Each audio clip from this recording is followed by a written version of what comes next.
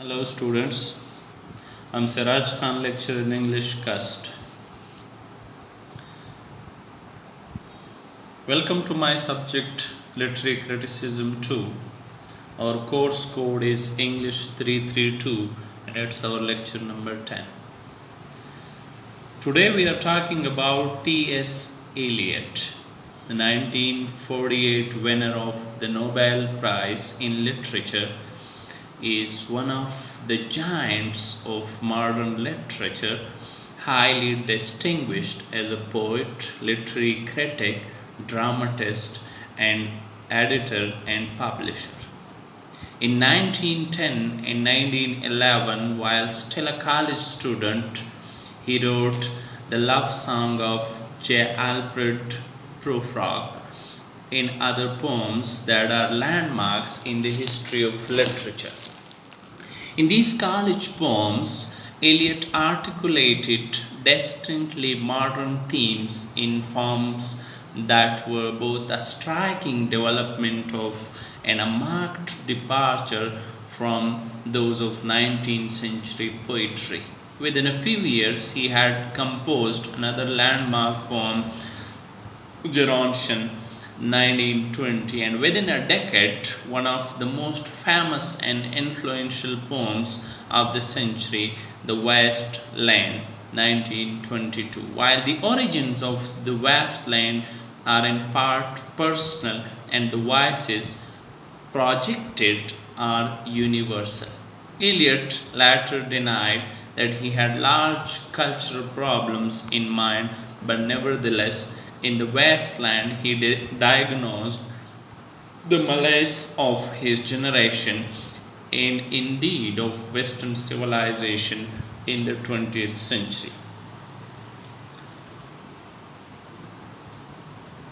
The outlines are, first of all, we will talk about T.S. Eliot, his important works, his movement and style, themes of his poetry, and then we have divided his age in three periods. The first period 1911 to 1922, the second period started in 1922, and the third period 1930. His awards and recognitions.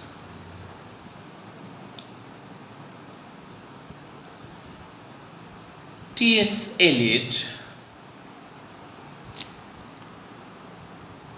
Thomas Stearns Eliot, was born in September 1888 and died in January 1965. He was known as poet, dramatist, essayist, literary critic, publisher, and editor, who was actually an American-born British poet. He won the Nobel Prize for Literature in 1948. The poems, which are The Waste Land, The Hollow Man, The Love Song of J. Alfred Prufrock, Preludes, Ash Wednesday, Plays Murder in the Cathedral, The Cocktail Party, The Family Reunion, The Confidential Clerk. Eliot was almost as renowned a literary critic as he was a poet. From 1916 through 1921, he contributed approximately 100 reviews and articles to various periodicals. This early criticism was produced at night under the pressure of supplementing his meager salary, first as a teacher, then as a bank clerk, and not, as is sometimes suggested, under the compulsion to rewrite literary history. A product of his critical intelligence and superb training in philosophy and literature, his essays, however hastily written and for whatever motive, had an immediate impact. His ideas quickly solidified into doctrine and became, with the early essays of I.A. Richards, the basis of the new criticism, one of the most influential schools of literary study in the 20th century. The Eliot family lived in downtown St. Louis, not far from the Mississippi River, and the poet spent his formative years in a large house no longer standing at 2635 Locust Street. His family summered in New England, and in 1897 Henry Ware Eliot built a house near the sea at Gloucester, Massachusetts. The summers in this spacious house unkept and provides the poet with his happiest memories, which he tapped through the years for poems such as Marina 1930 and The Dry Salvages. From these few facts, several points emerges as relevant to Eliot's mind and art. First, feeling that the USA up to 100 years ago was a family extension, as he wrote in 1928 letter to Herbert Reed. Eliot became acutely conscious of history, his own, that of his family, his country, his civilization, his race, and of the ways in which the past constantly impinges on the present and the present on the future. Second, despite the fact that Eliot was blessed with a happy childhood in a loving family, he was early possessed by a sense of homelessness.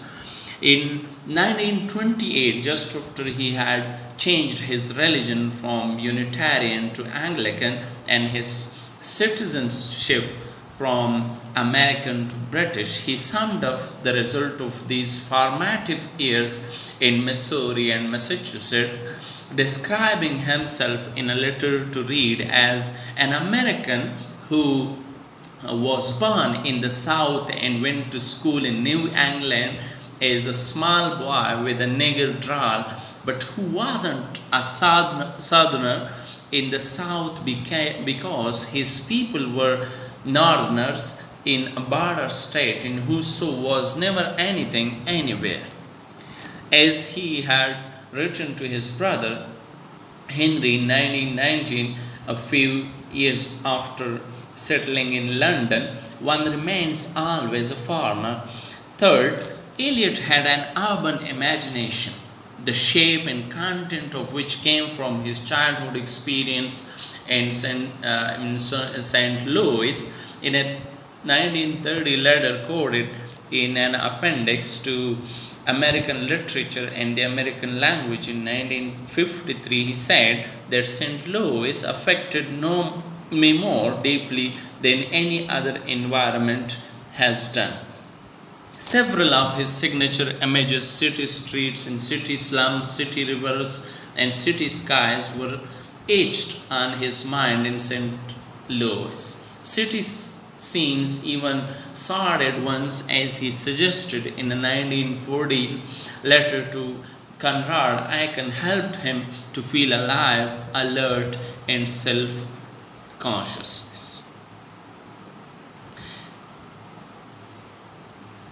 Eliot was educated at Smith Academy in St. Louis 1898 to 1905, Milton Academy in Massachusetts 1905 to 1906, Harvard University BA June 1909, MA February 1911, PhD courses October 1911 to May 1914, University of Paris, Sorbonne, October 1910, June 1911, and Merton College, Oxford University, October 1914, May 1915. He devoted a further year, 1915-1916, to a doctoral dissertation on the philosophy of F. H. Bradley, eventually published in 1964.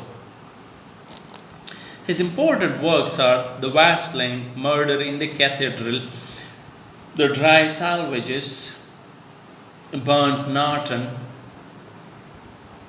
East Cocker, Four Quartets, Little Gidding, The Love Song of J. Alfred Prufrock, The Sacred Word, and Sweeney Agonistes.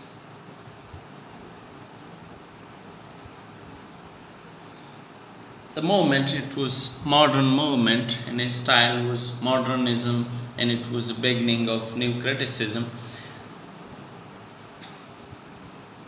Association of ideas, mythical methods he adopted, subjective experiences made universal, the use of juxtaposition, especially in his poem The Wasteland. Fragmentations is being used, technique of implications, objective correlative.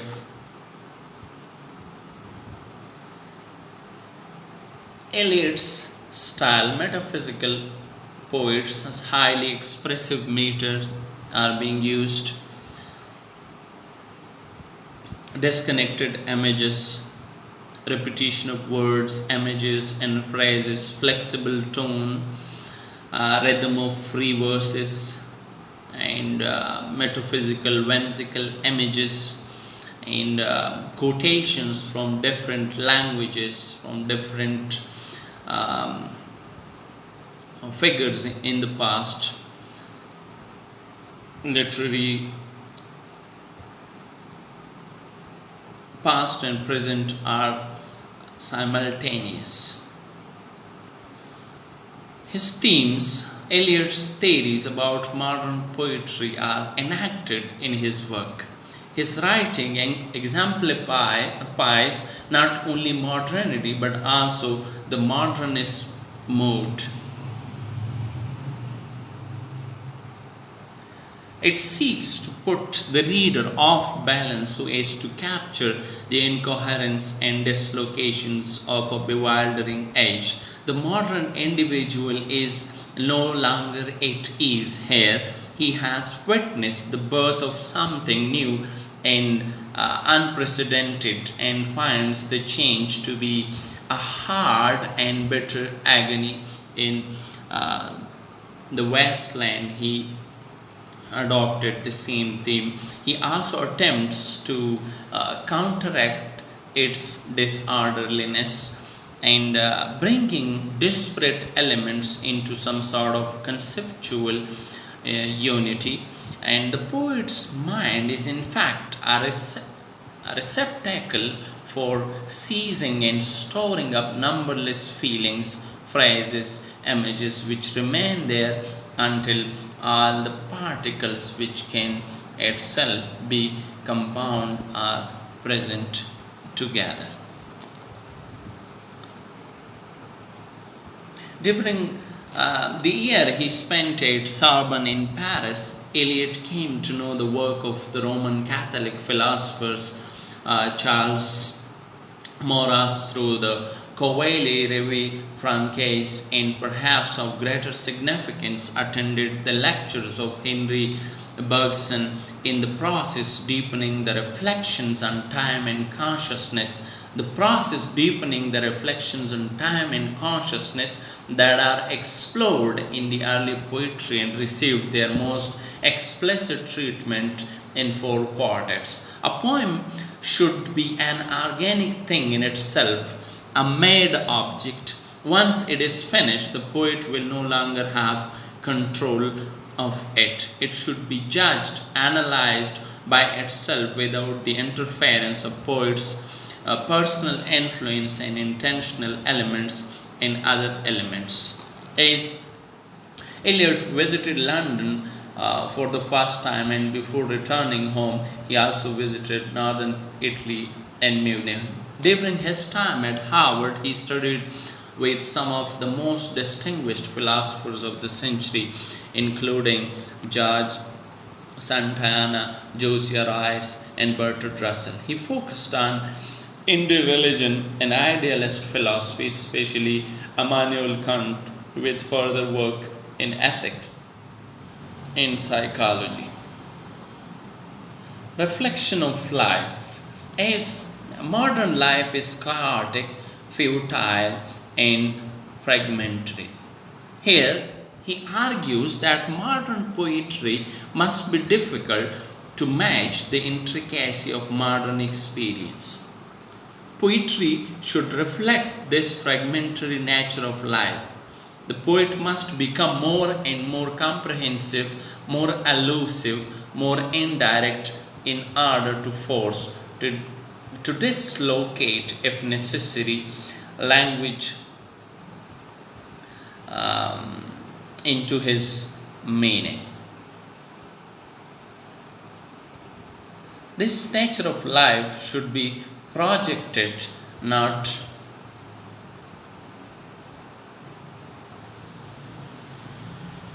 analyzed. Portrait of a Lady, the poems he wrote in 1910 and 1911, Rhapsody on a Windy Night, and the love song of J. Alfred Prufrock that introduced themes to which, with variation development, Eliot returned time and again. One of the most significant is the problem of isolation, with attention to its causes and consequences in the contemporary world. In Portrait of a Lady, a man and woman meet, but the man is inarticulate, imprisoned in thought.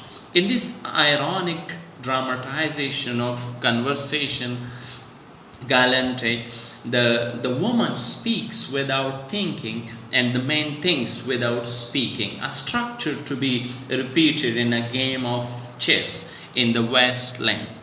The profound isolation of the characters in Portrait of a Lady becomes in the love song of J. Alfred Prufrock an isolation that is absolute. The specific lady succeeded by generalized woman, the supercilious youth by the middle-aged intellectual he will become, for whom he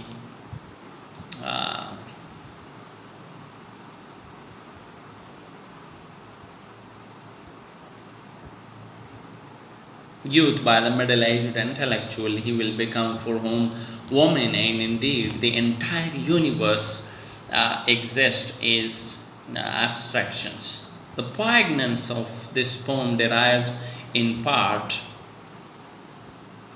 from a tension between Prufrock's self-generated isolation and his obsession with language. The poet should draw upon tradition, his views on the poets that use the past to serve the present and future, simultaneous order, and how the past, present, future interrelate. And these are the qualities of a good poet, sometimes at the same time, and borrow from authors that are remote in time, aligned in language, and diverse in interest, and use the past to underscore what is missing from the present.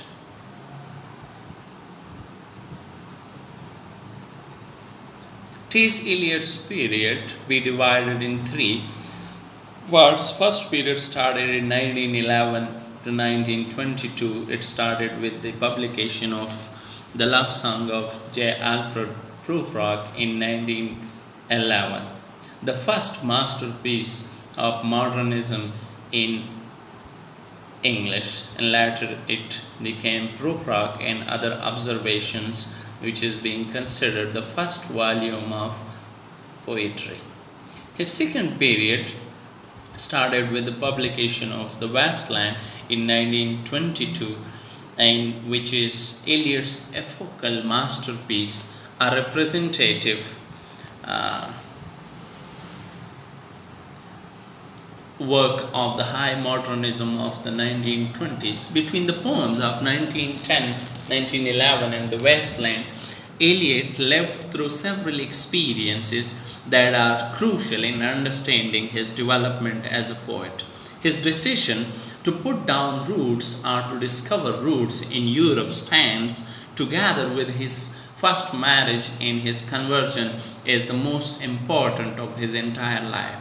Eliot had been preceded in London by his Harvard friend Aiken, who had met Ezra Pound and showing him a copy of the love song of J. Alfred Prufrock. Eliot called on Pound on September 22, 1914, and Pound immediately adopted him as a cause, promoting his poetry and introducing him to W.B. Yeats and other artists. In 1915, at a time when Eliot was close to giving up on poetry, Pound arranged for the publication of the love song of J. Alfred Prufrock in Poetry magazine, and in 1917 he facilitated the publication of Prufrock and other observations. Pound continued to play a central role in Eliot's life and work through the early 1920s. He influenced the form and content of Eliot's next group of poems, the Quatrains in Poems 1919, and more famously, he changed the shape of the wasteland by urging Eliot to cut several long passages. The Hollow Man in 1925, the spiritual and emotional aridity of modern men, and exhibiting a pessimism. Third period,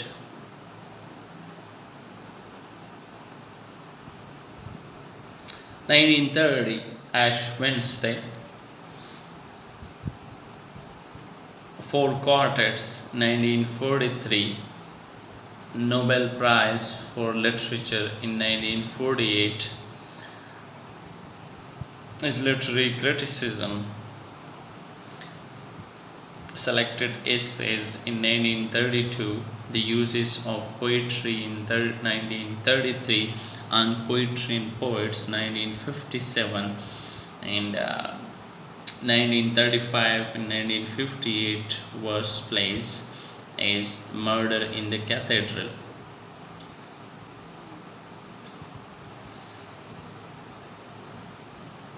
Eliot received Nobel Prize for Literature in 1948, the Order of Merit in January 1948, and the Hanseatic Goethe Prize in 1954, the Dante Gold Medal in 1959, and Eliot was recognized in an Officier de la Légion d'Honneur. Eliot, like above all, Eliot had arrived in England the month that World War I began. Like his European friends, he was deeply disturbed by unfolding events and desperately worried about the acquaintances on the battlefield. In May 1915, his close friend Jane Vernal was killed. On May 31st, the first German bomb hit London, killing 28 people and wounding 60. Within a week or two of this watershed event, Eliot moved to the city, the financial district, where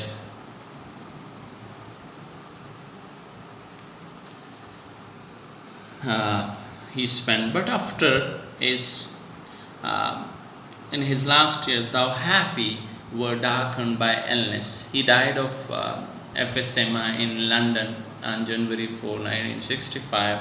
The London Times obituary was titled "The Most Influential English Poet of His Time," and the long obituary in Life magazine concluded with, "Our age beyond any doubt has been and will continue to be the age of Eliot." Such claims inevitably provoke reaction and revelation. In Eliot's case, the revelation, well underway even before his death, has reaffirmed his stature as a great poet and a central figure in the European tradition. Thank you very much and good luck.